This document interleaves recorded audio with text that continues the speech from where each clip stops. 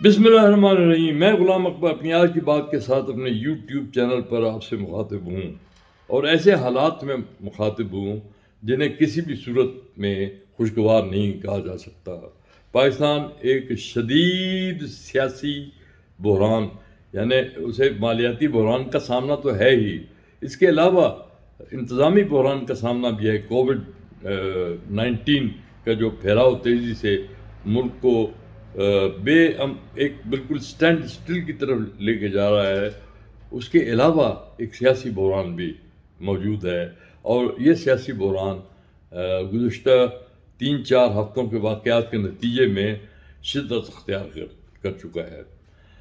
وہ سیاسی بحران اب جہانگیر ترین کی صورت میں سامنے آ رہا ہے. جہانگیر ترین کے خلاف ایک انکوائری ہوئی تھی، اس کے خلاف نہیں ہوئی تھی، ایکچولی شوگر مافیا کے خلاف ہوئی تھی، جس کے بہرحال ایک سرغنہ ہیں جہانگیر ترین.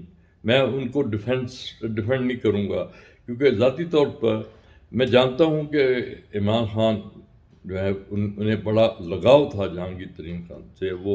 وہ ہر قیمت پر اسے ساتھ رکھنا چاہتے تھے انہیں، اور بڑی حد تک انہوں نے انہیں ساتھ رکھا بھی. اب یہ کہا جاتا ہے کہ جہانگیر ترین کی وجہ سے یہ حکومت قائم ہوئی. یہ بالکل غلط ہے. یہ اس اعتماد کے نتیجے میں قائم ہوئی ہے جو عمران خان نے جہانگیر ترین پر کیا ہمیشہ.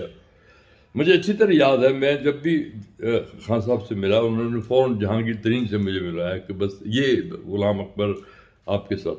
اب مجھے پتا تھا جہانگیر ترین جو ہے وہ کبھی بھی کسی ایسے شخص کو پسند نہیں کرتے تھے جن کا عمران خان سے کوئی بھی الگ لگاؤ ہو.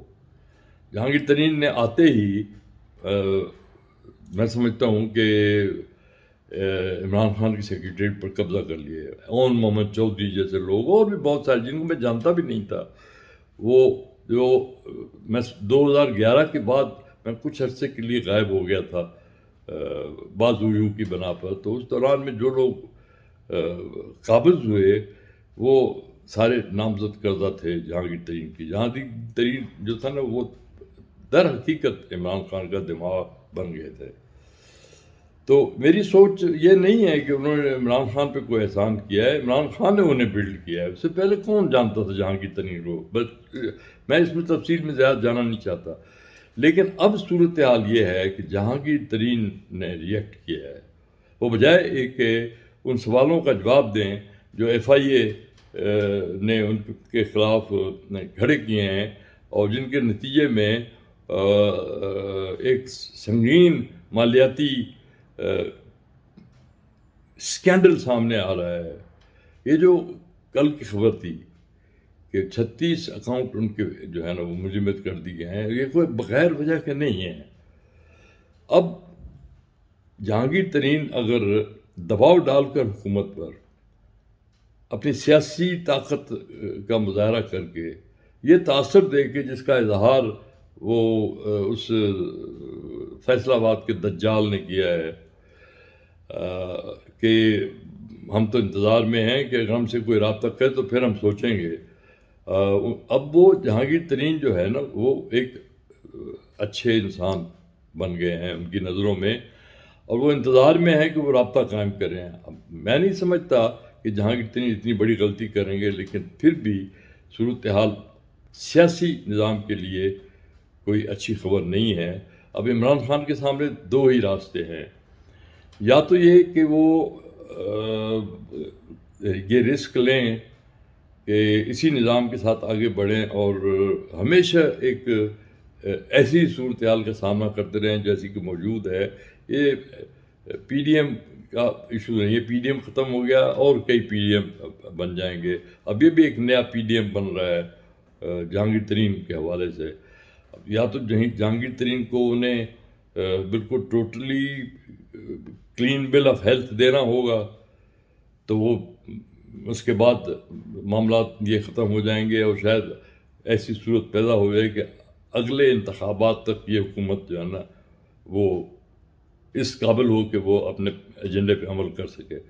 دوسرا راستہ عمران خان کے سامنے یہ ہے کہ وہ اس اسمبلی کو ڈیزالو کر کے ایک نئے دور کی طرف بڑھے. اب نئے دور جو ہے وہ دو صورتوں میں شروع ہو سکتا ہے. ایک تو یہی کہ جو آئین کے تحت ایک عبوری حکومت قائم ہوئی جس میں ظاہر ان کا اپنا عمل دخل بھی ہو سکتا ہوگا، تو اور نئے انتخابات کرائے جائیں. اور نئے انتخابات کا کیا نتیجہ ہوگا، کون سے فیکٹر سامنے آئیں گے، اور جو موجودہ حکومت کی جو پرفارمنس ہے وہ کس حد تک، اب تک کی جو پرفارمنس ہے وہ کس حد تک اثر انداز ہوگی، یہ اینی باڈیز گیس. میں اس سلسلے میں کچھ نہیں کہہ سکتا. میرے خیال میں یہ راستہ عمران خان کو اختیار نہیں کرنا. عمران خان کو اب فوری طور پہ نئے نظام کی طرف بڑھنا چاہیے.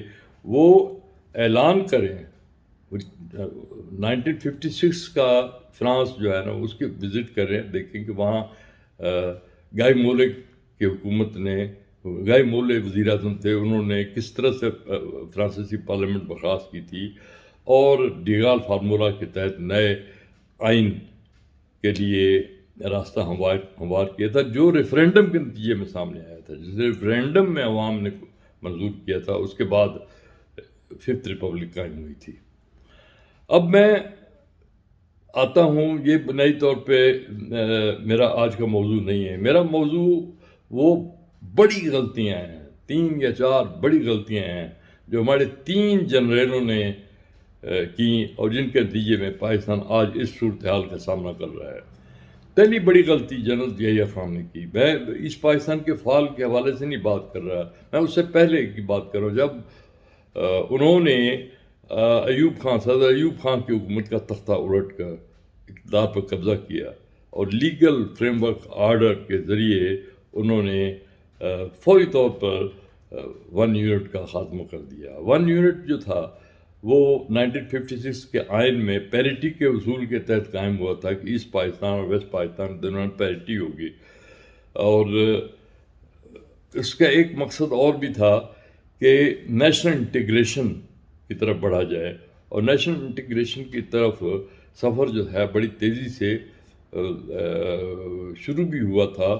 اور جو بھی شکایات تھی، یہ جو طاقتیں تھیں جنہیں آپ لسانی طاقتیں تھیں، نسلی طاقتیں تھیں، یعنی یہ فورسز آف ڈویژن میں ڈیوائسو سیاست کی جو طاقتیں تھیں، وہ آہستہ آہستہ پسپائی اختیار کر چکی تھی. 1 یونٹ کے لوگ عادی ہو گئے تھے، اگرچہ 1 یونٹ کے ساتھ اگر انتظامی یونٹس قائم ہو جاتے، اور وہ اس وقت اس آئین میں 1956 کے آئین میں ان کی گنجائش نہیں تھی. لیکن میں سمجھتا ہوں کہ ضیاء خان کو 1 یونٹ اگر توڑنا ہی ضروری تھا تو 1 یونٹ توڑ کر وہ 10 یا 12 صوبے، اوور آل میرے خیال میں 20 صوبے بھی ہو سکتے تھے. اگر ایسٹ پاکستان بھی چند صوبوں میں ڈیوائیڈ ہو جاتا اور پھر اس کے بعد سامنے ویسٹ پاکستان جو تھا وہ بھی ڈیوائیڈ ہو جاتا، تو پاکستان کو اور پھر مقامی حکومتوں کو کانسیپٹ فوری طور پہ دیا جاتا اور اس کے بعد انتخابات کرائے جاتے، تو پھر دونوں جماعتیں جو تھیں جن کے درمیان ٹسل تھی پاور کی، اپنے ذوالفقار علی بھٹو کی پیپلز پارٹی اور شیخ مجیب الرحمان کی عوامی لیگ، ان کے سامنے کوئی راستہ نہیں ہوتا کہ وہ باقاعدہ سیریسلی ایک ایسے آئین کی طرف بڑھتے جو پاکستان کو ایک قابل عمل فیڈریشن دیتا.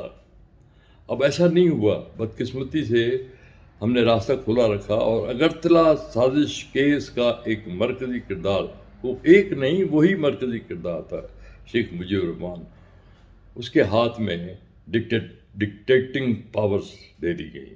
اب آپ الزام بھٹو پہ لگائیں، ضیاء خان پہ لگائیں، لیکن سچ یہ ہے کہ پاکستان کی تقدیر کا فیصلہ شیخ مجیب الرحمان نے کیا، اس میں کوئی شک نہیں ہے. یہ ایک سازش تھی جس کا شکار ہم ہوئے. اس سازش میں بدقسمتی سے جنرل ضیاء خان کے اس فیصلے کو بڑا دخل تھا جو انہوں نے 1 یونٹ کو فوری طور پر توڑ کر کیا تھا. دوسرا جو بلنڈر ہوا، دوسری بڑی غلطی، وہ جنرل ضیاء الحق نے کی. جنرل ضیاء الحق نے جنرل فضل حق کی بلیک میلنگ کے سامنے ہتھیار ڈال کر کالا باغ ڈیم کا پروجیکٹ تھا وہ پس پشت ڈال دیا، وہ کولڈ سٹوریج میں چلا گیا. میں جانتا ہوں میں، کیونکہ اس میں عملی طور پر ہماری ایڈورٹائزنگ ایجنسی کی خدمات حاصل کی تھی. ہم نے اس پروجیکٹ پہ کام کیا تھا، میڈاس کی بات کر رہا ہوں. اور اس وقت اس پروجیکٹ پہ میرے ساتھ پروفیسر شعیب ہاشمی، سلیمہ ہاشمی، منو بھائی، یہ سب ہم کام کر رہے تھے. جب اچانک پتہ لگا کہ یہ تو it's gone, it has been put under the carpet, تو وہ بدقسمتی سے فضل حق کی سازش، یوں کہہ لیے اس کی ڈکٹیشن کا شکار ہو گئے. اس وقت ضیاء الحق کو سیاسی سپورٹ چاہیے تھی ذوالفقار جی بھٹو کی پارٹی کے خلاف، اور یہ سپورٹ انہیں صوبہ سرحد سے ملی، جس کا خمیازہ ہم نے بھگتا. یعنی بیسیکلی یہ ایک بڑا بلنڈر تھا جو ضیاء الحق نے کیا. اس وقت اگر کالا باغ ڈیم بن جاتا تو ہم یہ جو گردشی قرضہ اور یہ ان ساری عذابوں سے میں، اور یہ جو آئی پی پیز کے حوالے سے جتنے اربوں ڈالر کی کرپشن ہوئی ہے دونوں پارٹیوں نے کی ہے، وہ نہ ہوتی. اور یہ جو انہوں نے املاک بنائی سارے پتہ نہیں کس ملک میں کون سی جائیدادیں ان کی ہیں، یہ صرف اس وجہ سے کالا باغ ڈیم نہیں بنا. میں یہ پورے وثوق کے ساتھ کہہ سکتا ہوں یہ فال آؤٹ ہے اس غلطی کا جو جناب ضیاء الحق نے کی. اب تیسری اس کے بعد کی بڑی غلطی پرویز مشرف نے 3 غلطیاں کی، ایک نہیں 3 غلطیاں. پہلی غلطی انہوں نے یہ کی کہ آئین جو ہے جب وہ بحال کر رہے تھے، مجھے یاد ہے کہ انہوں نے مشاورتی ایک ایکسرسائز شروع کی تھی، ایڈیٹرز کو بلاتے تھے اور مشورہ کرتے تھے کیا کیا جائے. وہ he went through the motions of a national dialogue. Otherwise میں نہیں سمجھتا، کیونکہ مجھے یاد ہے جب میری باری آئی تھی بات کرنے کی، میں نے کہا تھا کہ جنرل صاحب آپ کو تاریخ نے ایک بہت سنہری موقع دیا ہے کہ ایک بڑا فیصلہ کریں اور پاکستان کو اس راستے پر ڈالیں جس راستے پر قائد اعظم ڈالنا چاہتے تھے. یعنی آپ فیوڈلز کے ہاتھوں سے اقتدار چھین کر، ڈیوائسو قوتوں کے ہاتھوں سے اقتدار چھین کر آپ عوام کے اس نمائندے کے حوالے اقتدار کریں جو ڈائریکٹ ووٹ کے ذریعے چیف ایگزیکٹو بنے اس ملک کا، یعنی پریزیڈنشل سسٹم. اب اس پہ ڈبیٹ ہوئے تو، لیکن جنرل صاحب نے بڑا ہنس کر، مطلب یہ نہیں کہ وہ کہتا ہے میں آپ کی سوچ کی قدر کرتا ہوں لیکن میں کوئی نیا پنڈورا باکس نہیں کھولنا چاہتا. اب بات یہ ہے کہ جنرل صاحب پہلے ہی مائنڈ بنا چکے تھے. طارق عزیز ان کے مشیر تھے. طارق عزیز ایک بیوروکریٹ تھے اور ان کی سوچ جو تھی نا چند مخصوص ویسٹڈ انٹرسٹ کے ساتھ منسلک تھی. انہیں کو وہ اقتدار میں لانا چاہتے تھے، وہ لے آئے. اور یہ ایک بڑی، میں یہ نہیں کہتا کہ وہ غلط ہوا، شاید اگر وہی نظام تھا اس میں وہ ایک اچھی حکومت کچھ عرصے کے لیے قائم ہوئی تھی، لیکن اس حکومت نے ان جو ضیاء الحق کے ابتدائی جنرل پرویز مشرف کے، میرے منہ سے ضیاء الحق نکلتا ہے، یہ دونوں جنرل ساتھ ساتھ ایک دوسرے کے سامنے آتے ہیں. دونوں کا کنٹریبیوشن ہے اس ملک میں، اچھائی کا کنٹریبیوشن بھی ہے، میں اس بحث میں نہیں پڑھوں گا ابھی. لیکن پرویز مشرف جو تھے ان کی حکومت کے جو ابتدائی 2 سال ہیں 2002 سے پہلے کے انتخابات کے پہلے کے، وہ اچھے تھے. اس میں بڑے پازیٹیو سامنے آئے تھے اور اس کے بعد بھی پازیٹیو کا سلسلہ کچھ عرصے جاری رہا. لیکن جیسا کہ میں نے کہا کہ یہ جو ڈیوائسو نظام، یہ جو نظام ہوتا ہے جس میں یہ نمائندے، سو کالڈ عوامی نمائندے، وہ فارچون سیکرز، وہ شکاری ہوتے ہیں، وہ پھر شکار کی تلاش میں رہتے ہیں، مطلب اس میں کوئی شک نہیں. تو یہ پہلی بڑی غلطی. دوسری بڑی غلطی وہی کہ کالا باغ ڈیم کا پروجیکٹ جو تھا وہ پرویز مشرف نے بھی بڑی ثابت قدمی کے ساتھ کچھ عرصے تک وہ چلے کہ اس کو زندہ کیا. جنرل ذوالفقار واپڈا کے چیئرمین تھے اور ہم ایک بار پھر اس پروجیکٹ پر کام کر رہے تھے. میرا مطلب مڈاس، ہماری ٹیم جو تھی اس میں سب سے مرکزی شخصیت جیسے منو بھائی تھے، میں تھا. ہم نے اس پروجیکٹ پر بڑا کام کیا. آپ کیپٹن ارشد تھے ڈی جی اس کے، پھر رضی شیخ تھے، وہ اس بات کی گواہ ہیں. لیکن پھر بھی اچانک پتہ لگا کہ مجھے یہ بھی یاد ہے شیر حکم نیازی جو تھے وہ اس میں بڑا ایک مرکزی کردار ادا کر رہے. انہوں نے میرے ساتھ ایک ملاقات میں کہا کہ اکبر صاحب اب میں آپ کو یقین دلاتا ہوں کہ جنرل پرویز مشرف پیچھے نہیں ہٹیں گے، وہ کالا باغ ڈیم بنائے بغیر دم نہیں لیں گے. ہوا یہ کہ وہ پشاور کی سیاست سے ہٹ کے، پہلے تو پشاور نے راستہ روکا تھا، اس مرتبہ کراچی نے راستہ روکا. کراچی کا ایک علامتی کردار شیطان جو لندن میں تھا، الطاف حسین، جس کے ایک اشارے پر کراچی بند ہو جاتا تھا، اس نے اعلان کیا کہ اگر کالا باغ ڈیم بنایا گیا تو پورا ملک بند کر دوں گا. The whole country will go stand still. اس اعلان کے نتیجے میں ایک دفعہ پھر ایک جنرل نے قوم کا مفاد جو تھا نا اسے کچل دیا اپنے آئینی پاؤں کے نیچے. بدقسمتی کی بات ہے، میں اسے یہ کہوں گا، کیونکہ جنرلز جب آتے ہیں ان کے پاس بے پناہ قوت ہوتی ہے، انہیں کوئی عوام سے ووٹ نہیں لے رہے، ان کے خلاف اگر کوئی ایک خاص سیگمنٹ آف سوسائٹی کھڑا بھی ہو جائے تو اسے کوئی فرق نہیں پڑتا. انہیں سیاسی وجوہ جو ہے نا وہ ان کا راستہ نہیں روک سکتے. وہ اگر آگے بڑھیں، قومی تعمیر نو کے حوالے سے بڑے فیصلے کریں تو ان فیصلوں کا انجام بڑا اچھا ہوتا ہے. ایوب خان کے فیصلوں نے پاکستان کو شروع میں جو انہوں نے فیصلے کیے کتنا فائدہ پہنچایا. بہرحال ان کی دوسری بڑی غلطی کی طرف آتا ہوں تو یہ دوسری بڑی غلطی جو تھی وہ این آر او تھی. انہوں نے ان پارٹیوں کو زندہ کیا جن کو وہ ختم کر چکے تھے. 1999 کے بعد اگر ہم ایک نیا آرڈر لے کے آتے اور اس پر قائم رہتے اور یہ این آر او نہ دیا جاتا، ان کا دیکھیں راستہ تو رک چکا تھا.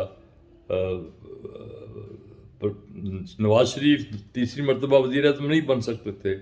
بے نظیر بھٹو کے سامنے بھی یہی سوال تھا، لیکن بدقسمتی سے ایسا نہیں ہوا اور سیاسی مسلطیں قومی مفادات پر غالب آ گئیں. پرویز مشرف نے بھی وہی غلطی کی. اب میں سمجھتا ہوں کہ جو موجودہ فوجی قیادت ہے ان غلطیوں کا مداوع اس طرح سے کر سکتی ہے کہ وہ اور عمران خان مل کر ایک ایسے مستقبل کا راستہ ہموار کریں، ایک نئے آئین کے ذریعے جسے آگے بڑھنے سے کوئی نہ روک سکے. Pakistan needs change, real change.